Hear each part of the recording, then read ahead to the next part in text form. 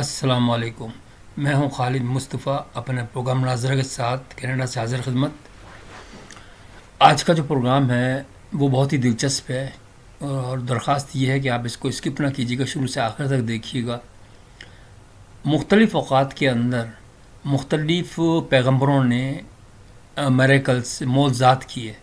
میں اس پہ بحث میں نہیں جا رہا ہوں، جس طرح انہوں نے کہا، جس طرح کتابوں میں لکھا ہوا، اس پہ میں بحث نہیں کر رہا، لیکن اس کا جو سائنٹیفک ورژن ہے وہ میں دینا چاہتا ہوں کہ ایکچولی کیا ہوا تھا اور شو کیا کیا گیا۔ مطلب اس کے اندر کوئی غلطی نہیں ہے، لیکن میں اس کو بتانا چاہ رہا ہوں کہ وہ کس طریقے سے میریکل شو کیا، کیونکہ میریکل جو ہوتے ہیں نا، میریکلس نعوذ باللہ پیغمبروں کی پاور نہیں ہے کہ وہ میریکلس کو شو کر سکیں اللہ کی مرضی کے بغیر۔ سب سے بڑی بات تو یہ ہے، اللہ اگر کہے گا جب وہ شو کر سکتے ہیں، لیکن الٹیمیٹ جو ہے نا وہ اللہ کا ہی ہے سارا کچھ۔ تو اس وقت جو تھا نا مصر کے اندر فرعون کی حکومت تھی، فرعون بادشاہ تھا۔ فرعون ایک لقب تھا، تو جو بادشاہ اس وقت تھا جو ظالم تھا، تو اسے حضرت موسیٰ علیہ السلام بھی جو تھے وہ اسی کے محل میں پلے تھے۔ وہ تو اسٹوری تو آپ کو پتہ ہی ہے، حضرت آسیہ ان کی والدہ تھیں جو بھی تھیں۔ تو وہ جب ظلم و ستم بہت زیادہ بڑھ گئے تو وہ اپنے لوگوں کو لے کر وہ اللہ کا بتاتے بھی تھے لوگوں کو، اور لوگوں کو تمام لے کر، اور ایک دن وہ نکل گئے کہ بھائی ہم اس شہر کو ہی چھوڑ دیتے ہیں، ملک کو ہی چھوڑ دیتے ہیں۔ جب دریائے نیل پر پہنچے تو پیچھے سے فیرو کو پتہ چل گیا، فرعون کو، وہ بھی اپنے ساتھیوں کے ساتھ لشکر کے ساتھ وہاں پہنچ گیا۔ تو اس وقت انہوں نے حضرت موسیٰ علیہ السلام نے چھڑی ماری زمین پر، اور سمندر جو تھا نا، دریا جو تھا، دو ٹکڑے ہو گیا، اور اس کے اندر سے جو موسیٰ علیہ السلام اور ان کے ساتھی نکل گئے، اور جب وہ فرعون اس میں داخل ہوا تو وہ پہاڑ جو تھے وہ بھر گئے پانی سے، اور وہ مر گیا اس کے اندر۔ یہ تو ہے کہانی، مطلب ایکچول جو ہے، لیکن اس کے بیک گراؤنڈ کیا ہے ذرا سوچئے۔ اس کے ایک نئے اینگل سے آپ سوچئے کہ یہ ہوا کیسے۔ وہ اس طریقے سے کہ اللہ جو شو کرتا ہے نا وہ فطرت کے خلاف نہیں جا سکتا۔ جو فطرت ہے نا اس کو شو کرتا ہے، وہ شو اس طریقے سے کرتا ہے کہ وہ پیغمبروں کو بتا سکتا ہے اس ٹائم پر یہ ہو سکتا ہے۔ جس طریقے سے آپ کو میں تھوڑا سا بتاتا ہوں کہ وہ ہوا کیسے۔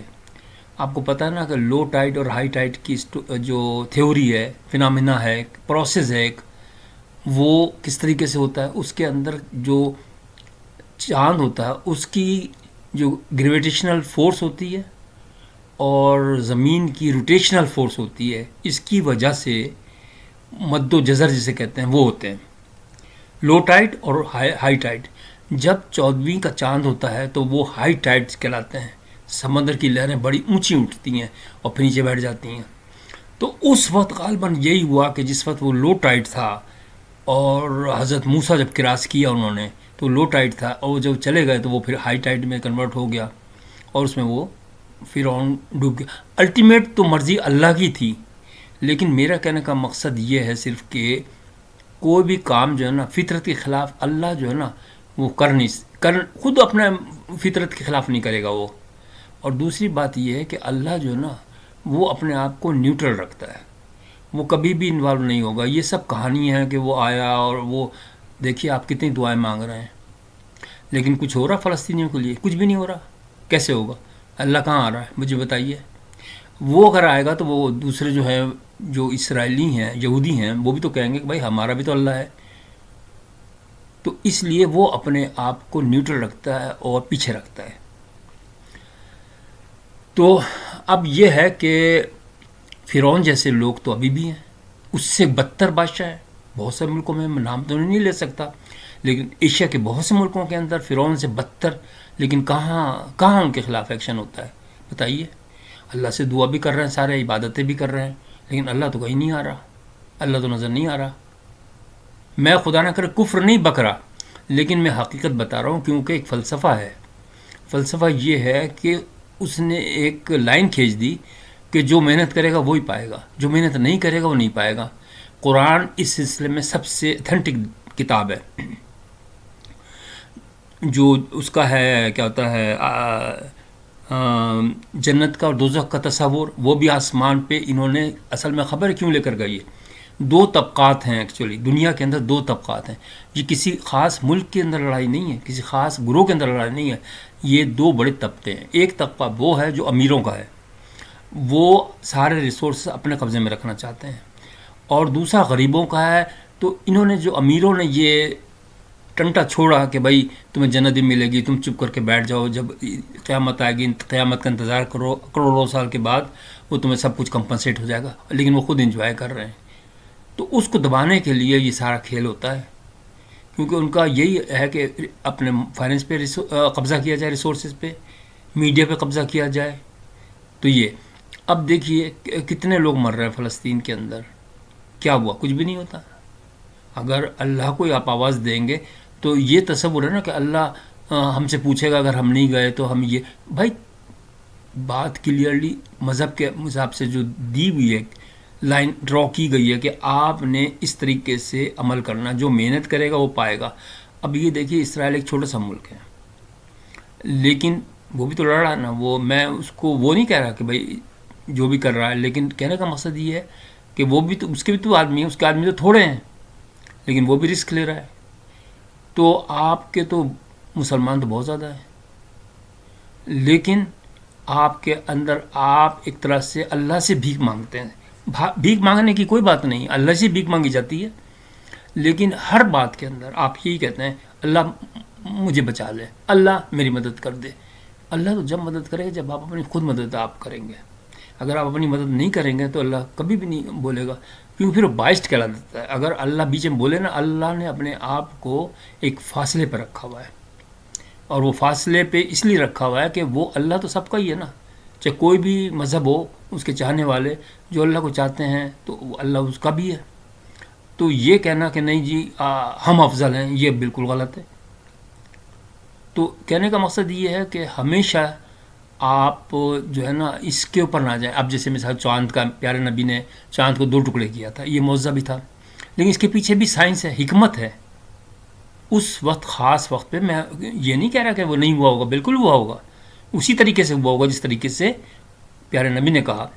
لیکن اس کی سائنٹیفک توجہ یہی ہے کہ وہ چاند تو بڑھتا اور گھٹتا تو ہے نا. وہ اس وقت اللہ تعالیٰ نے ان کو بتا دیا. اس وقت اتنی نالج بھی نہیں تھی، سائنس بھی نہیں تھی. لیکن آپ کو میں یہ بات یاد دلا دوں کہ سائنس جو ہے نا مذہب سے پرانی ہے.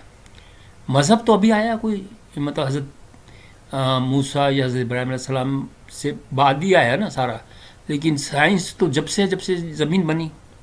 اب رہا قیامت اور اس کے جو جنت وغیرہ کے جو تصورات ہیں، تو بھائی ٹھیک ہے دوزخ وہ تو آئے گی، کیا ہوتا ہے اینڈ ٹائم تو آئے گا، قیامت تو آئے گی، لیکن وہ ستارے ٹوٹتے رہ رہے ہیں. آپ ذرا دیکھیں تو صحیح نا، یونیورس کے اندر وہ کاؤنٹلیس ستارے اور سیارے ہیں، وہ ٹوٹتے رہتے ہیں. اور یہ خود قرآن کہتا ہے، اگر آپ پڑھیں قرآن کو تو اس میں تو کلیئر لکھا ہوا ہے کہ ایسی جیسے دنیا ہے ایسی میں نے کئی دنیایں ہیں بسا رکھی ہیں.